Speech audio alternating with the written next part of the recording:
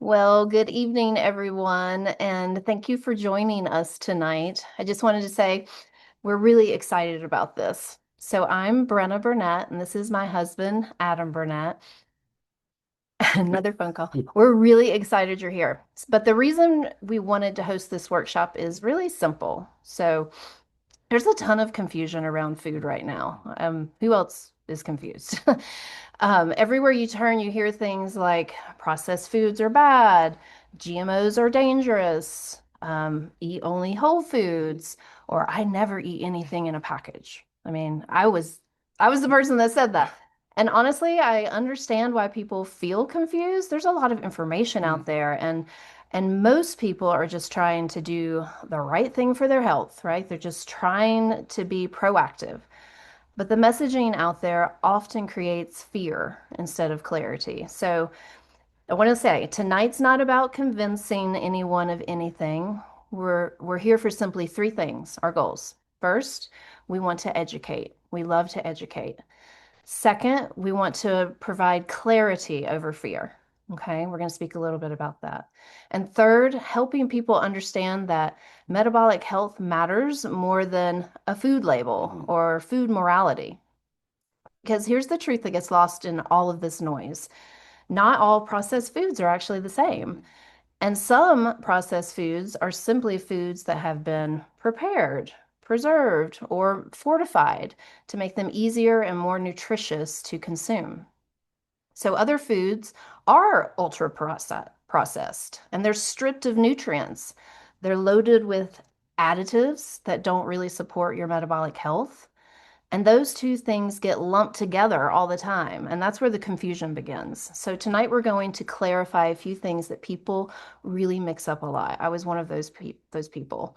And that's the difference between processed and ultra processed, the difference between processed and artificial, the difference between processing and GMOs, and one of the most important concepts in nutrition, nutrient density. Maybe that's something that you have not heard very often. We want to make that something that you feel comfortable with. Because when you start looking at food through the lens of nutrient density instead of fear, everything really starts to make a lot more sense for you. So tonight we're just going to break it down in a simple, practical way that helps you make better choices in the real world. So before we dive in, just a couple or one quick thing that I want to go over. If you were invited tonight by a friend, or if you're a client who brought a guest with you, we're doing a raffle giveaway. That's going to be super fun. We'll be giving away metabolic scales and weighted vests to a few attendees. Okay.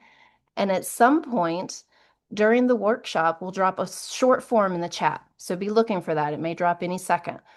Just fill it out so we know who attended, who invited you, so we get your name entered into the raffle. Okay, fun stuff. It's only going to take you about 30 seconds, so keep an eye out for that link, okay, in the chat during this workshop. There it is. All Boom. right, so we'll let Adam take it away and Yes, do a little explaining. yes, that's what I'm here for. So I just want to start out with oh,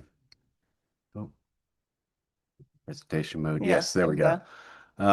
I just want to start out with this picture. I love our community. I love the coaches that we are partnered with. We had truly made an impact in this, our communities, our family, friends, hopefully the world. But so I'm here to explain about processed foods and the differences between. So on the first slide, we're going to talk about what processed actually is.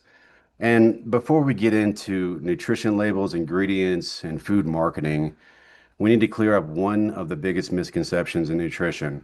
Not all processed food is bad. If someone says they never eat processed food, this guy here, they're either confused or they're living in the woods eating berries and hunting squirrels. Processing simply means food has been changed from its natural state in some way. That can include washing, freezing, grinding, cooking, fermenting. So the real conversation isn't processed versus unprocessed. The real conversation is how processed. Food exists on a spectrum. I'll show a little food spectrum here on the next slide. So on one end, food is very close to its natural form. In the middle, we have foods that are processed for the purpose like convenience, nutrition, or shelf life.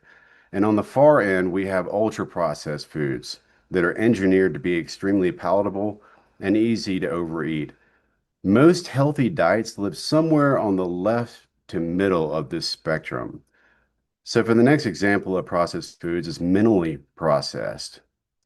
These foods are still very recognizable as to what they came from. Examples of this are vegetables, eggs, nuts, plain Greek yogurt, frozen vegetables. These foods generally maintain most of their nutrients and form the foundation of healthy diets. Now, the next slide is functional or functionally processed. These foods are processed for a purpose. Often that purpose is convenience, shelf life, nutritional structure, and examples of this are protein powder, whole grain bread, canned beans, Greek yogurt.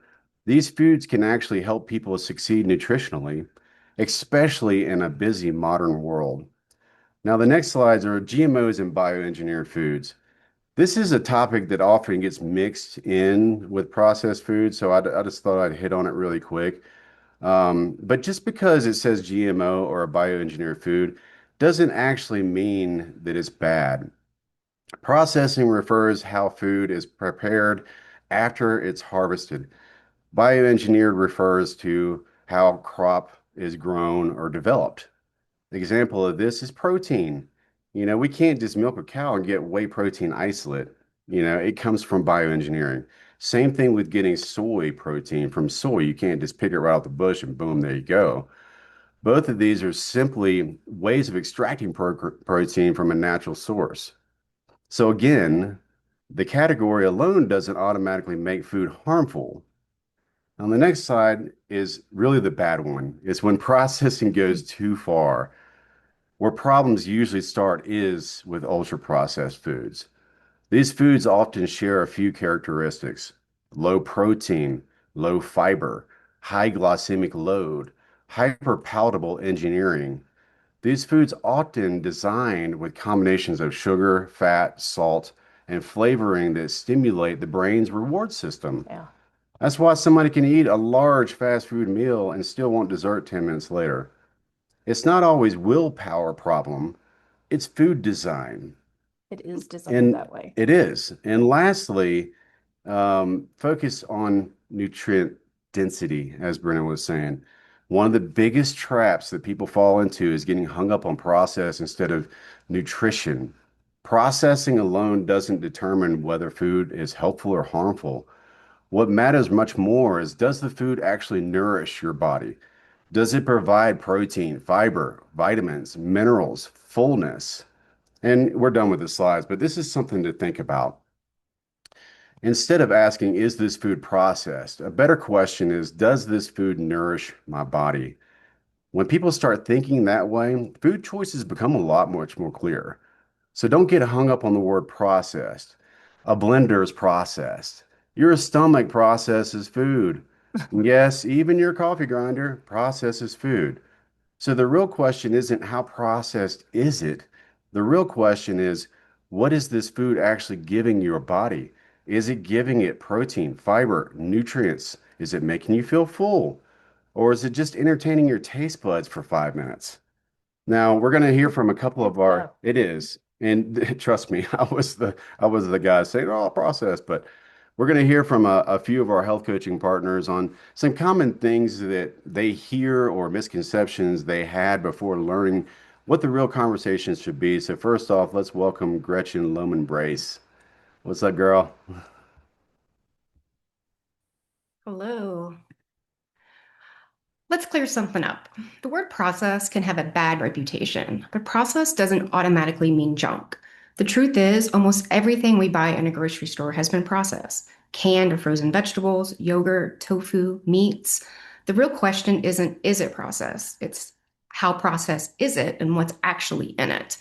Because there's a big difference between foods that are processed with purpose and foods that are engineered in a lab. Right now, protein is the big buzzword. You see protein Pop Tarts, cookies. Adding protein doesn't make it a health food. If the ingredient list reads like a chemistry experiment, your body probably knows it. Flip over a bag of chips or soda. You'll see dyes, fillers, artificial ingredients most of us can't pronounce. These ultra processed foods are engineered to hit the brain's dopamine reward pathway that drives cravings and make them very easy to overeat. Many of those ingredients are also linked to higher inflammation, something I personally struggled with. Potato chips, that was the food for me. It was designed to keep me craving and reaching back into the bag. So if you've ever felt like your willpower was failing you, it probably wasn't. That's why when you do process foods, it matters what kind. Again, whether it's yogurt or tofu, meats, or convenient foods that are fortified with vitamins and minerals, with complete proteins like soy or whey, something I use in my own health journey to lose fat, and I still use today while building muscle. Yes, then building meals around protein, fiber, healthy fats, balanced carbs helps your body stay satisfied, calms down your cravings. So instead of asking, is this processed? Ask, was this designed to nourish my body or engineered to keep me craving it? Next up, Amber Cribs.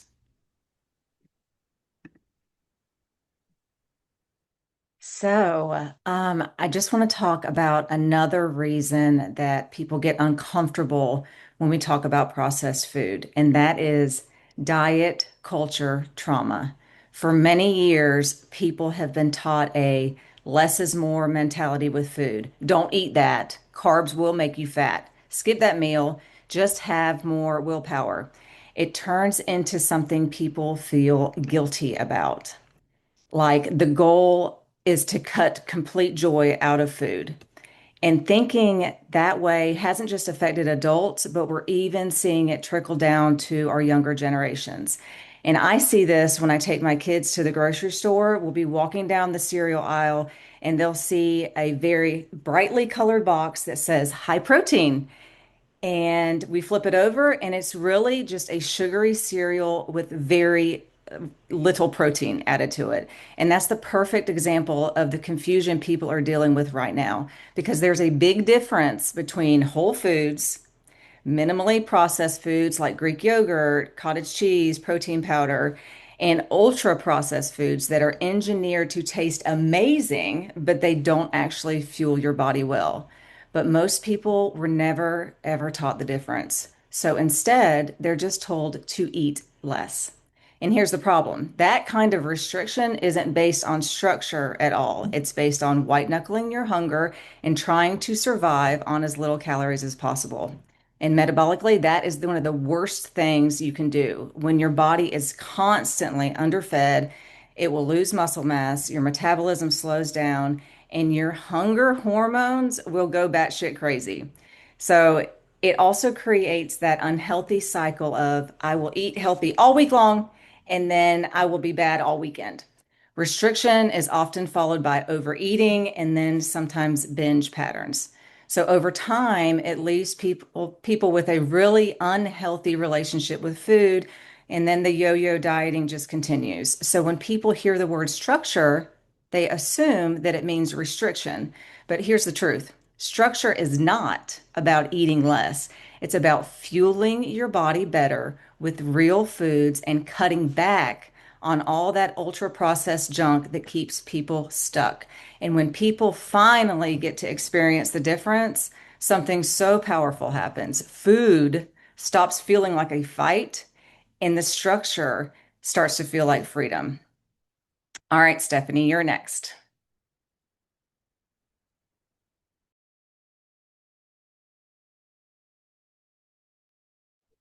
So, one of the biggest sources of confusion in nutrition today really comes from what we see on the front of the food packages. When we talk about nutrition, one of the most important things to understand is it's really about the quality of the nutrition. And obviously, the numbers matter, but really the quality is what's most important. Our metabolism is not responding to the marketing on the front of the packages, it's responding to the nutrients that are inside. And what truly supports metabolic health is the overall nutritional profile of the food. So, I'm going to share a couple of points with you to elaborate. What do I mean by a full nutritional profile? Well, what really supports metabolic health is the combination of nutrients in the food, such as the quality of the protein, the amount of fiber, the vitamins and minerals, and how that food impacts blood sugar and the glycemic response. Secondly, fiber is one of the most overlooked nutrients. It's very, very important. It plays a huge role in metabolic health. Most adults should aim for about 25 to 35 grams of fiber per day, yet many people are getting far, far less than that. Fiber supports digestion, gut health, and it slows the absorption of carbohydrates. This is what helps keep our blood sugar stable. Next, true nourishment supports steady energy. Many of us know this from our program. High quality nutrition prioritize complete proteins along with essential vitamins and minerals. And this means that your body is being truly nourished by maintaining steady energy throughout the day. We have no crashes. Our blood sugar is stable all day. Next, marketing often focuses on just one feature. We've already heard from Gretchen and Amber mentioned, high protein coffee, high protein Pop Tarts. That's not what we should pay attention to. It's simply marketing to grab us, to attract us to buy that product. We'll also see keto, we'll see vegan. Low fat has now been replaced by high protein. But if we look closer, if we turn over the box and look at the ingredient label, we're probably going to see that those products are low in fiber, high in sugar, and they're lacking the micronutrients that we need to actually support our metabolic health. Lastly, protein alone doesn't make a food healthy. Protein is important, but alone is not how we need to eat. We need the full macro balanced foods. So, what does that mean? Well, just because it says high protein on the front of the box does not mean that it's nutritionally balanced.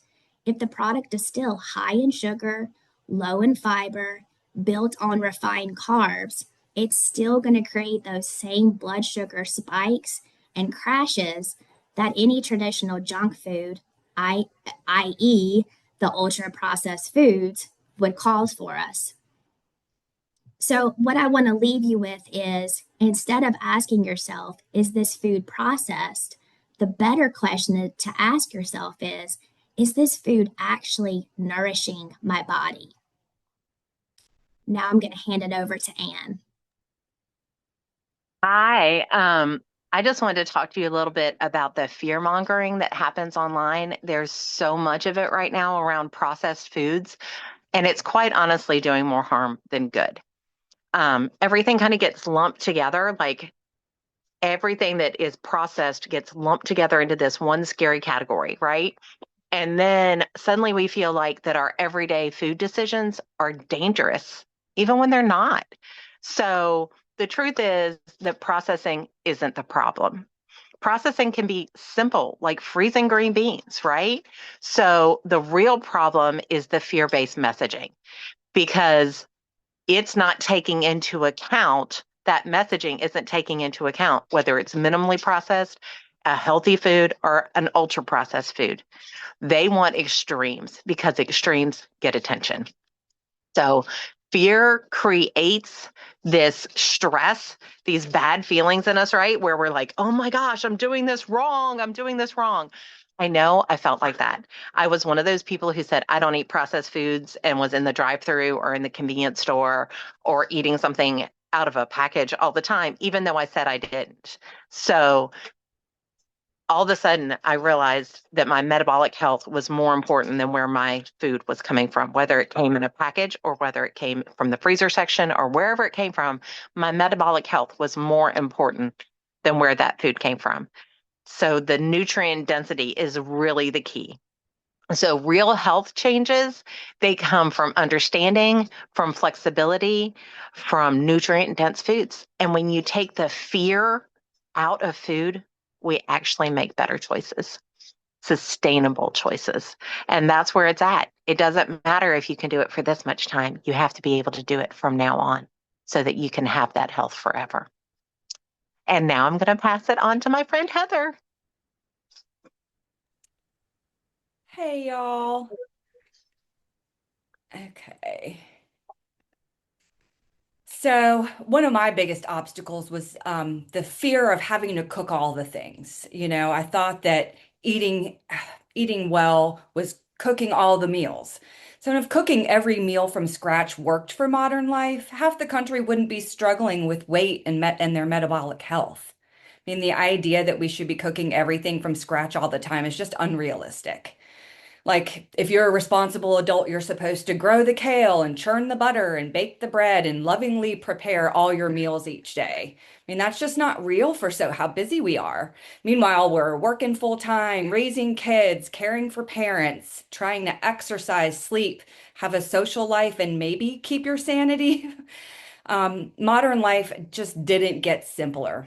But somehow the expectations around getting enough nutrient-dense food has gotten way harder. And that pressure just leads to decision fatigue.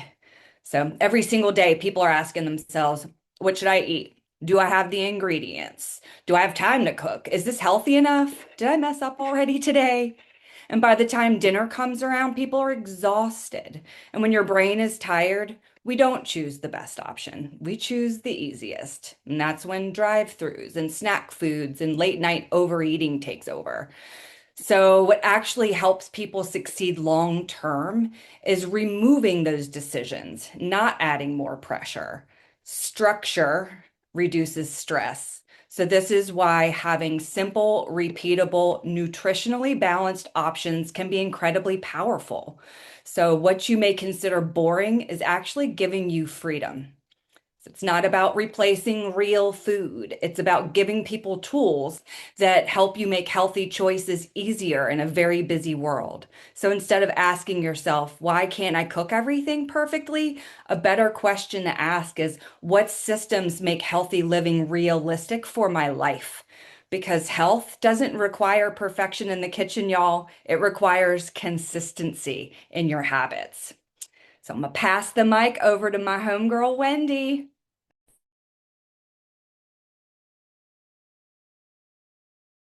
Unmute, Wendy.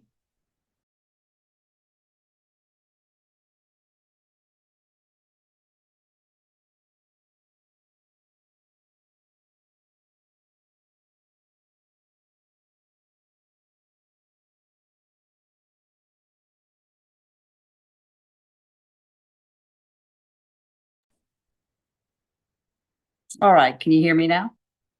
Yep, you're good. All right. Food identity and the word processed. Some people strongly identify with the belief that processed food equals unhealthy and that only true nutritious food are those grown or cooked completely from scratch. You hear some people say, I would never eat that, it's processed. But in the same breath, they're eating green beans smothered in butter and fried chicken and consider that's natural.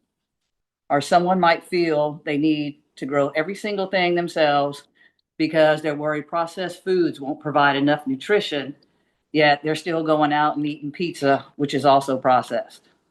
I did it. That's what I thought. I couldn't get what I needed from processed foods.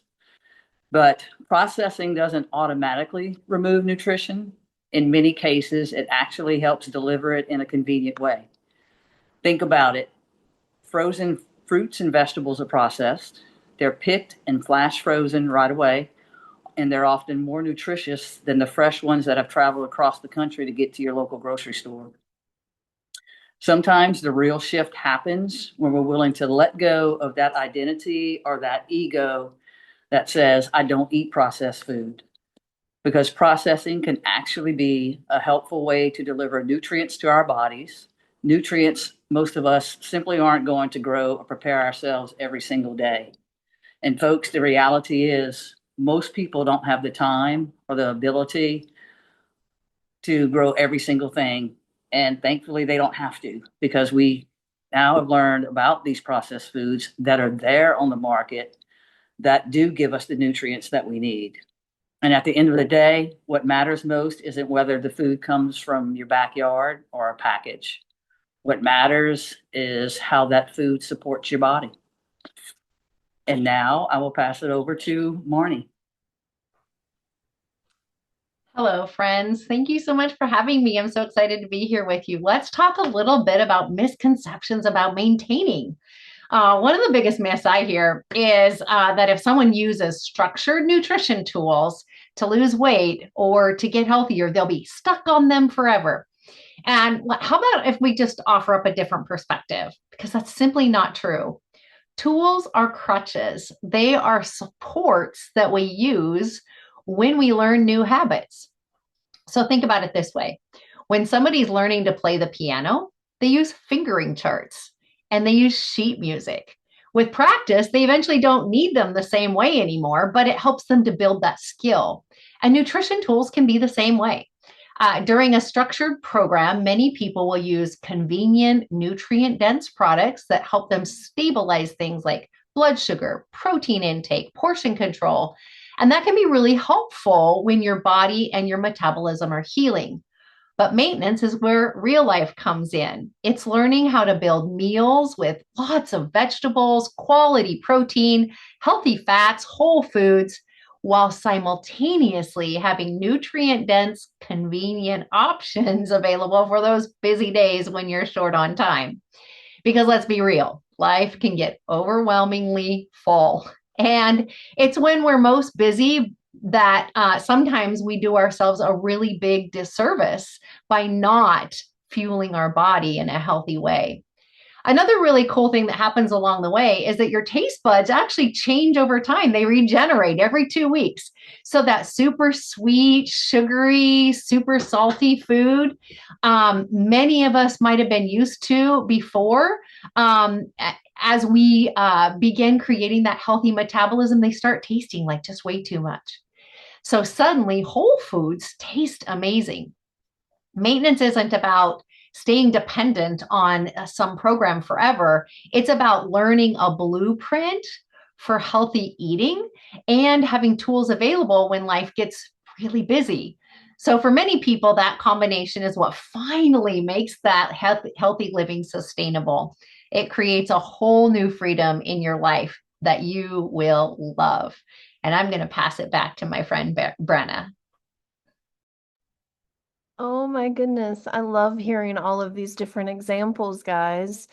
We can be really influenced in our food choices, right? Like all these buzzwords, and it can be so overwhelming. I know society can really impact our decisions, and sometimes it really helps to be educated so that you can have a little bit more clarity, and weed out the noise, right? So real quick, before we wrap up tonight, I always like to clarify who conversations like this are really for.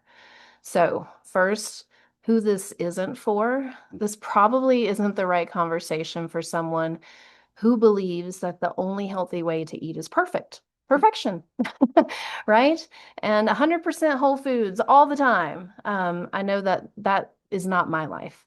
It's also not for people who enjoy spending hours a day thinking, in the kitchen, music and cooking all day long and planning and measuring out all the things and everything they eat, right? It's not for that person. And it's definitely not for people who already feel like their nutrition and metabolic health are exactly where they want them to be. That was not me either. I wanted to feel better. But this conversation is for a lot of people. It's for busy adults who are juggling careers, kids, families, travel, life, loss. It's for people who want their nutrition to support their metabolism, not constantly fight against it. It's for menopausal women who are noticing that what used to work in their 30s or maybe their 40s just doesn't seem to work anymore, right? It's for adults that are empty nesters and they don't necessarily need to prepare these large meals and cook all the time for multiple people. And they just want simple convenience. It's for people who want something that is simple, structured, and sustainable, not chaotic dieting, or constantly feeling like they're failing or starting over. And if that sounds like you, then the conversation we're having tonight is probably one worth exploring further. It's worth asking the questions. So we'll end on this. One quick reminder before we leave. If you haven't already, please, please, please make sure that you fill out that form we dropped in the chat. Brittany's going to drop it again so we can enter you into the raffle for the metabolic scales and weighted vest. This will be a raffle. We'll draw. That form also lets us know who invited you. It lets us know what you want to hear more in the future. If you like this, what resonated with you. And it's really important. It'll only take about 30 seconds. So I think it got dropped in the chat. Yeah. If you're watching the recording, we will have a time frame on this raffle, but it doesn't mean this won't be effective for you, right? And educational. So as we wrap up tonight, I want to leave you with this thought. Nutrition should support your life, not dominate it. The goal is never perfection. The goal is metabolic health, consistency, sustainability. One concept we really hope you take away from tonight is something called nutrient density. We want this to be your new buzzword, okay? I will repeat what Adam stated so clearly. Nutrient density simply means asking, is this food actually giving my body what it needs? You heard so many people on this call say that. Does it provide quality protein, fiber, vitamins, minerals? Is it fortified with that and balanced energy in such a way that it's prescriptive? Or is it mostly calories without much nutritional support? Because when you start looking at food through the lens of that nutrient density instead of fear, like Anne talked about, or food labels, like Stephanie talked about, your decisions become much cleaner or clearer. Because the reality is not all processed foods are the same. Some are simply convenient foods that still provide meaningful nutrition, while others are highly processed but provide very little nutrient value at all. And once you understand that difference, you'll stop fighting food all the time. You'll stop feeling like every choice has to be perfect. And instead, you start building a way of eating that actually works in your real life.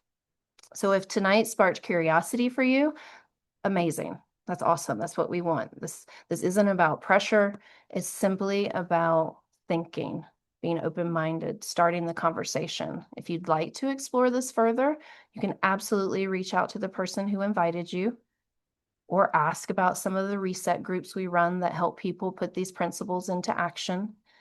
Because if you're someone who's tired of fighting food and ready for something simpler, this might be worth the conversation, worth continuing. So thank you, everyone, for spending part of your evening with us. Yes, thank you to all of our health coach partners as well. Thank you, Brittany Simcu. You are amazing. We're really glad you came. Yes. Have a good Have a night. good night.